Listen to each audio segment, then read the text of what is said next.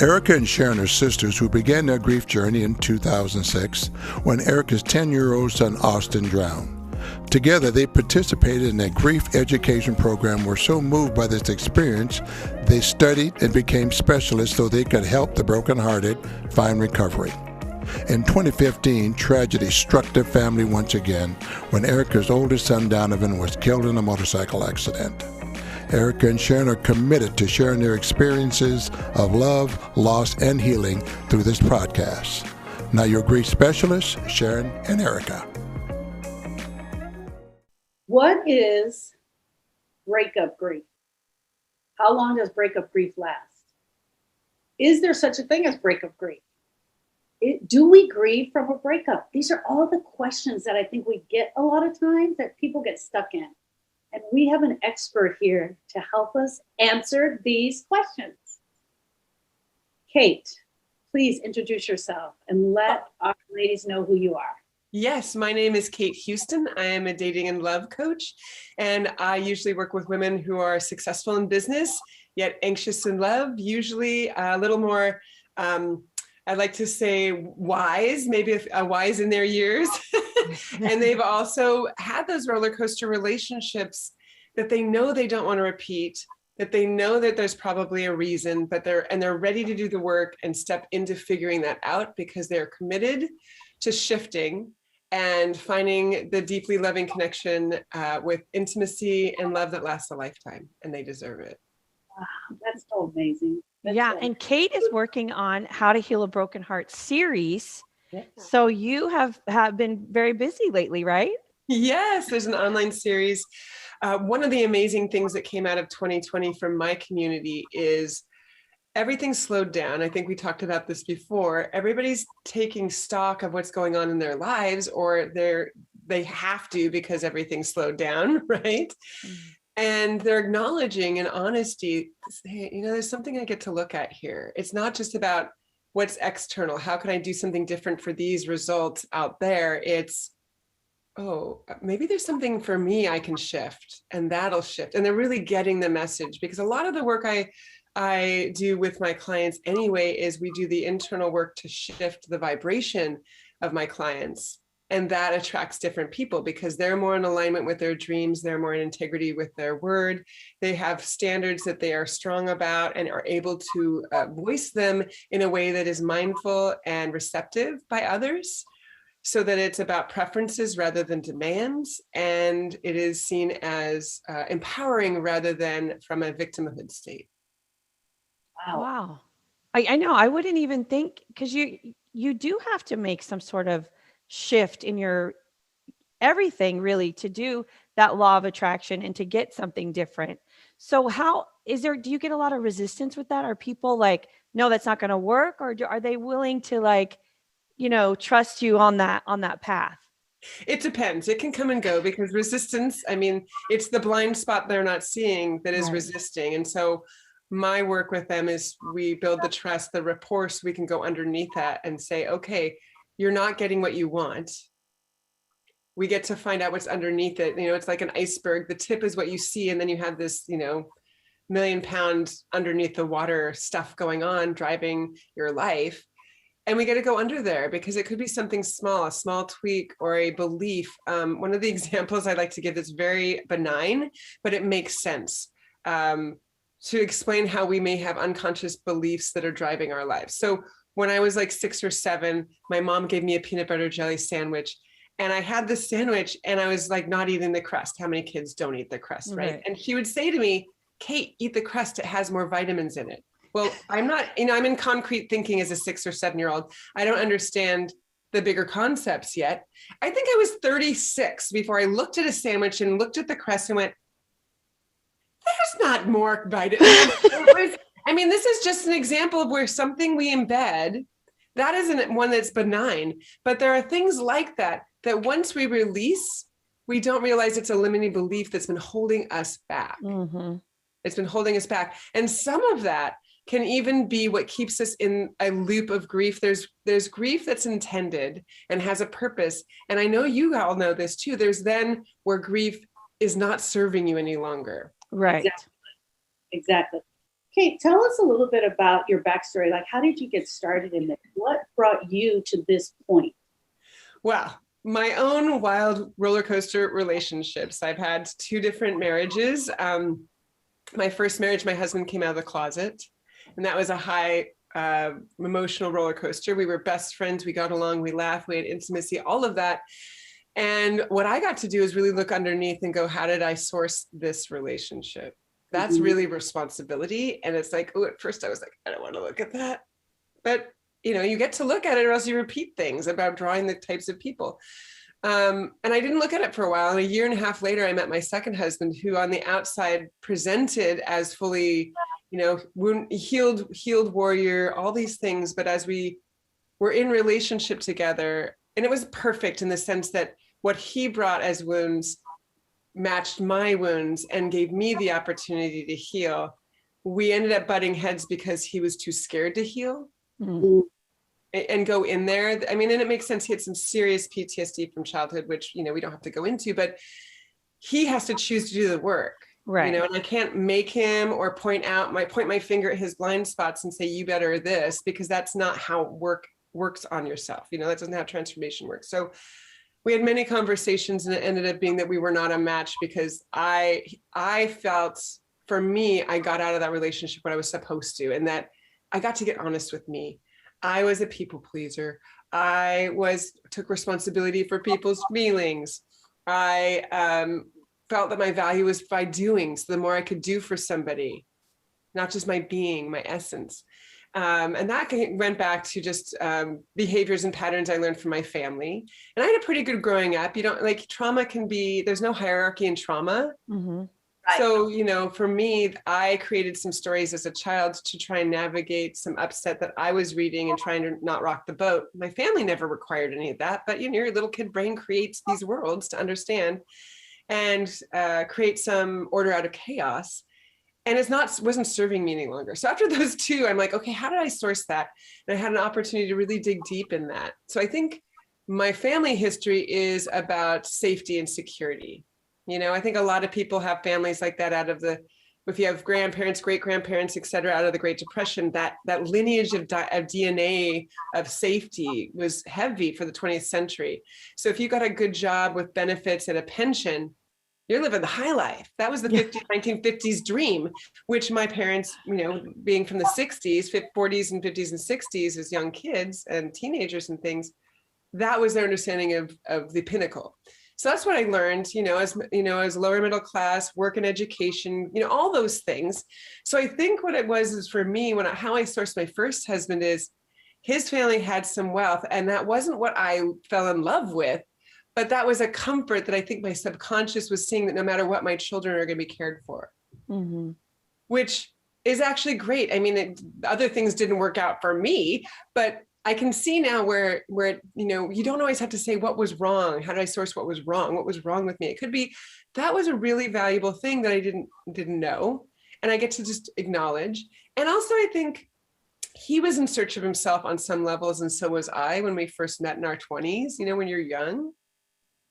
And one of the most beautiful things that came from that relationship was him saying, you showed me what love truly was, because I didn't understand that before that. He had some, a little cooler parents. They weren't so affectionate.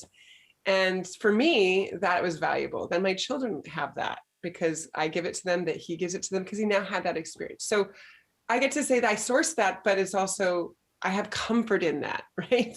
Right. And with my second marriage, I think I was still looking for that security. I didn't break that yet. And he had a great job and, was in those ways, outwardly really secure and grounded, but he had a lot of insecurities. And I think that was me still. I hadn't fully healed from the first relationship ending. It was 1.5 years when I met him. That wasn't a lot of time. I was figuring things out in my 30s. Yeah. So these last, that was like, I got to get to work. I got to figure this out. And I was a librarian for decades and did research like only a librarian can, all the studies, all the psychology modalities, also memoirs and personal stories and anecdotes, because I feel that all is a part of learning, and discovered all these things for me about what needed to, like, where I could get to go, where I get to shift. how to say no as a complete sentence was like one of the biggest things I've ever learned. And then one of the things that was beautiful, even in this process, was being intimate with me, accepting my shadow, accepting me as a human being, not a superhuman person. Coming from the good little girl story I created that, you know, I only wanted to focus on the good, not the things that I, you know, yes, I could be passive aggressive. Yes, I had an agenda. Yes, maybe they were with good intention, but they were still there, right? So for me, it's such an interesting thing to realize. I got to work on those things. And when I created the methods that worked for me, that's how I help and support other women too. And specifically, highly intellectual women, because I was very heady. I'm an air sign, Right. all intellect. So yeah, I get it up here, but I wasn't embodying it in my heart, my soul, my body. Yeah. And there's a shift that happens when we drop into our hearts, when we're back into self-compassion, self-love, self-empathy first and foremost, forgiveness to ourselves. Yeah. Guilt and forgiveness as a mom. Oh, how many, you know, there's that.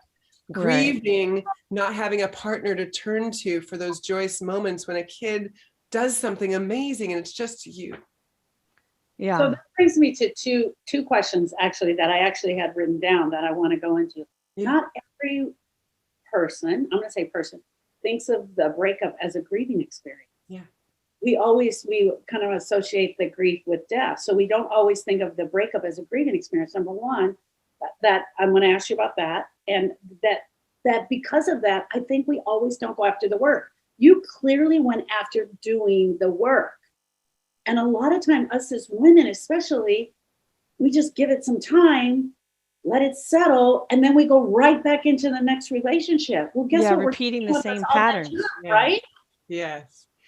And so I think that's what I was doing. Like I was saying with those two relationships, they were diametrically opposed kind of energies and personalities. And I was looking for that security, and I didn't even know that was embedded in me as that DNA from my history. I mean, I'm Irish, so working hard is how you get, you know, all those stories that abundance is evil, all that kind of stuff that's kind of, you know, there's stories around that come generationally that I got to shift out of. And so me leaving my job was a huge move towards me leaning into this new version of me, trusting in me. That's great.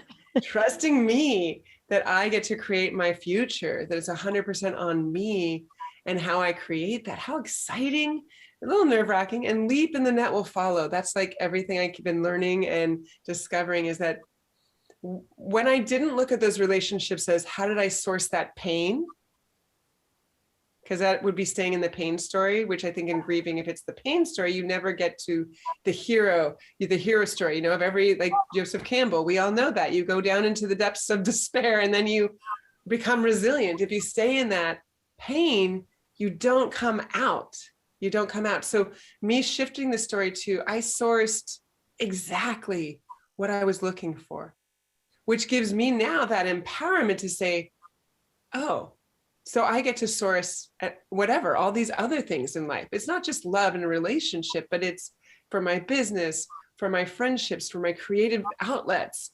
I am source. I am so powerful. I source that for the person I was then. And look how amazing I am now and what I've evolved to that I get to source moving forward. Right. And when we say like, so that grieving is really important to feel your feels. Yes. Exactly. Mm-hmm. And ask the questions, right? Those difficult questions of is it my fault? Yeah. So do you think that's the first step?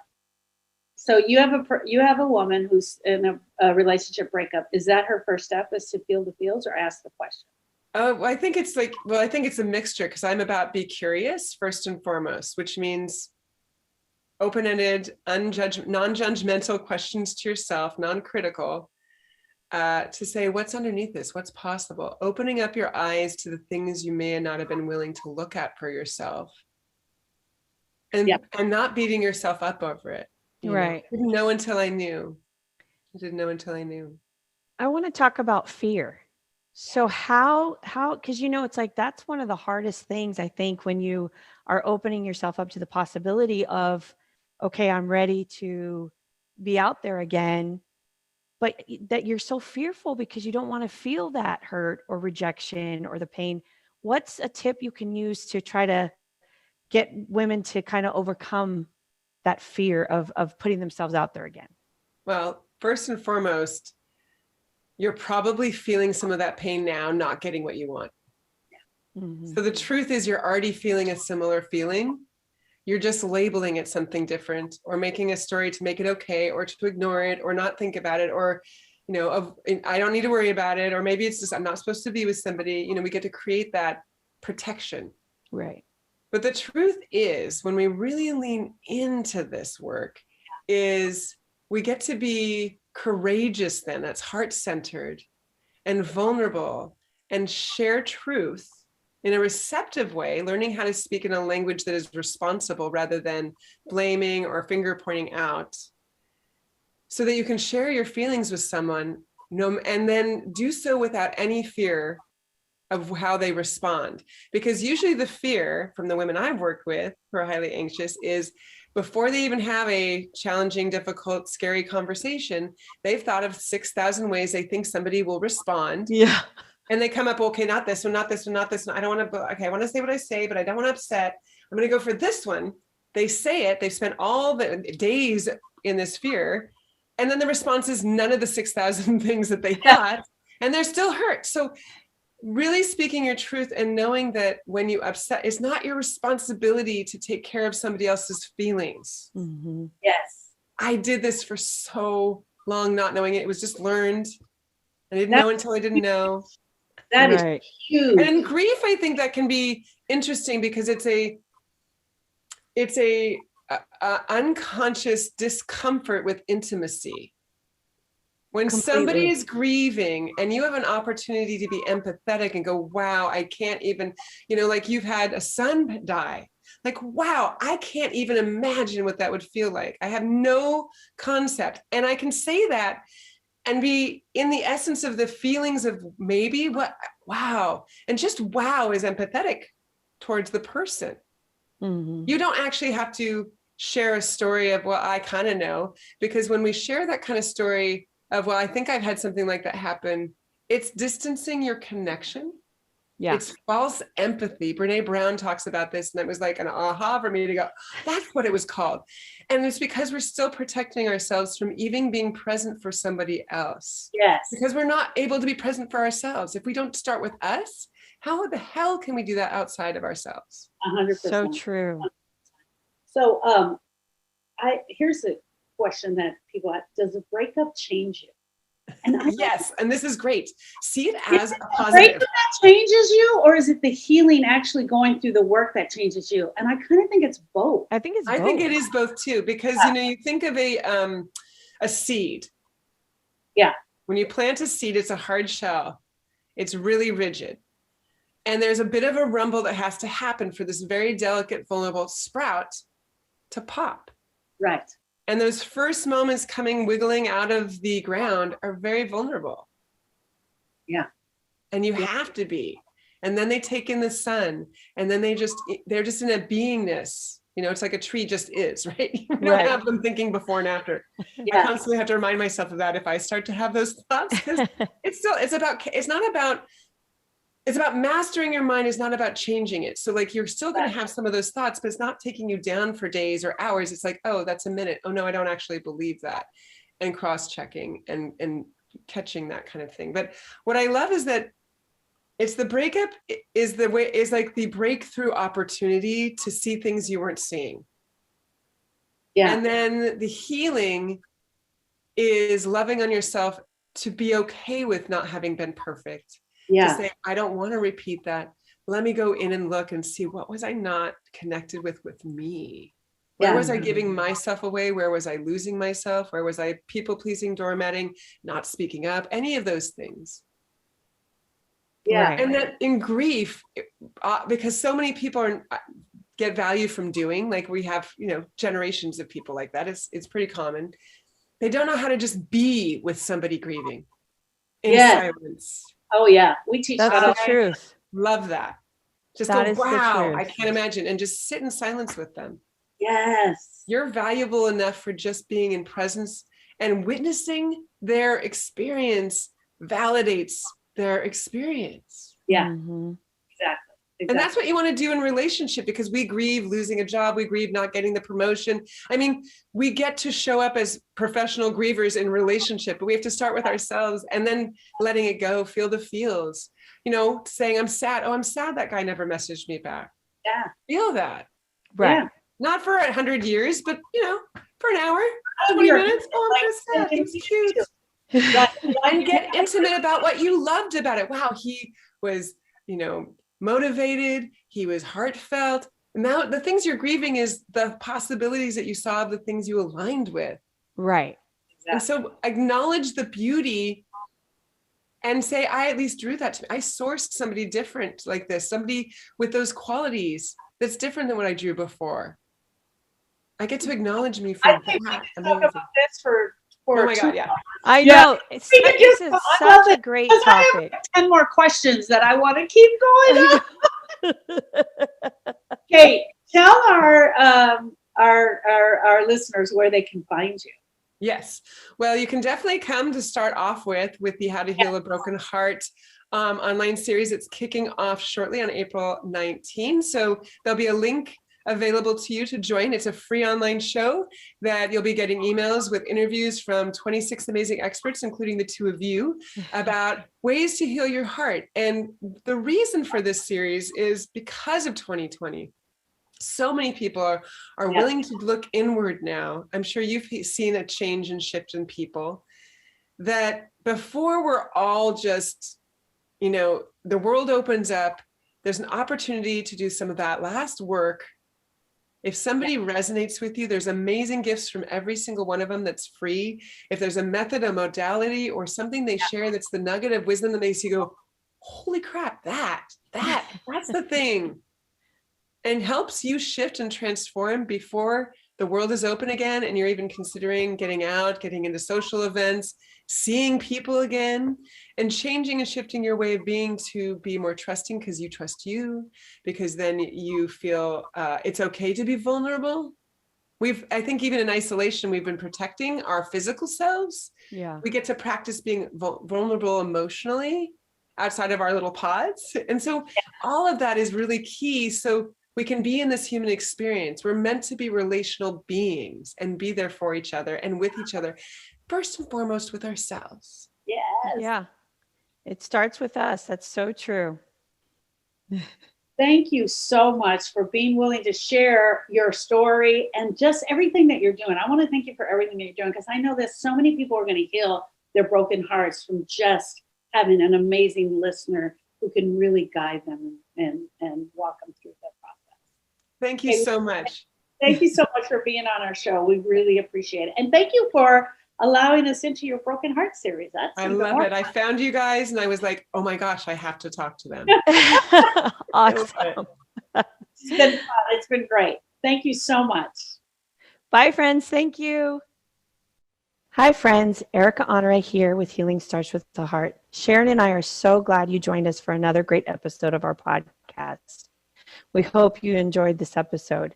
We want to let you know, for more information, you can go to our website at healingstartswiththeheart.com. There you will find not only today's podcast, but all of our podcasts, along with our blogs, the information on the programs that we offer, and the Griever's Guide, which is something Sharon and I put together to document how we came to be your grief specialists.